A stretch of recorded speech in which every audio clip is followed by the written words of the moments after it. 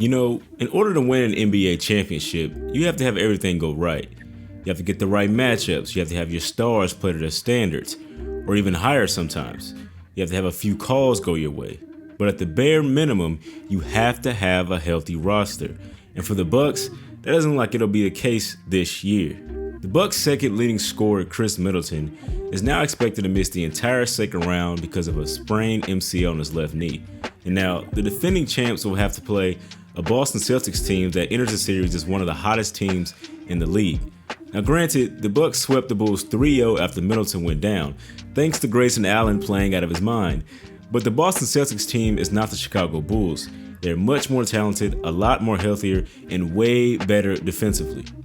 The Celtics aren't a team having its first great run in the past few years. The Celtics, led by Jason Tatum, Jaylen Brown, and Marcus Smart, have been to multiple conference finals together, and that has only fueled their hunger to want to finally win a championship with this group. I mean, that couldn't have been more noticeable when the Celtics swept the Brooklyn Nets, led by KD and Kyrie Irving. Let me run you by that again. They swept them 4-0, a team with Kevin Durant and Kyrie Irving, who have been dubbed as the most talented duo of this generation. Now, whether you believe that or not is up to you, but I say all that to say this. The Bucks have a lot going against them in this series, and their current roster situation brings up a lot of questions. For instance, will Giannis be able to take over this series? I like to think so, but Kevin Durant couldn't against this same Celtics team. Can Jrue Holiday slow down Jaylen Brown?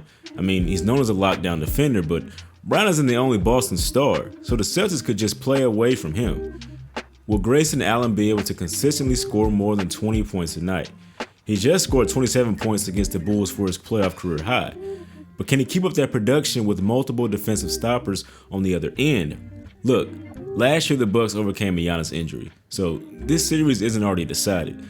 The Bucks have a deep team and a team that knows how to win. They've also shown they know how to make adjustments at the right time. Remember, they were down 2-0 against the Suns in the finals last year before sweeping their way to the championship.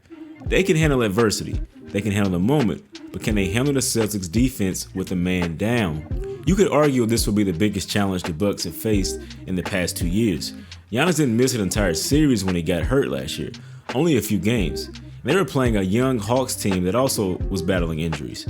Khris has already missed 3 games and a half, and he's now slated to miss even more time. Listen, he was one of 17 NBA players to average at least 20 points, 5 rebounds, and 5 assists. And only 44% of his shots were assisted. So he's not only putting up big numbers, he's creating the opportunities for himself. That's a lot of production for any team to miss. The Boston Celtics are experienced, hungry, and one of the most well-coached teams in the NBA. And Jason Tatum seems to be making his leap into stardom. Look, my pick to win the NBA championship before the playoffs was the Bucks, but I think it's safe to say they're going to have a much more difficult time this time. Thanks for watching this video. If you made it this far, like and subscribe to my YouTube channel. Also, I have a podcast called Rip Jersey. Follow that, add it to your playlist, listen to it wherever you can. Thanks for watching again.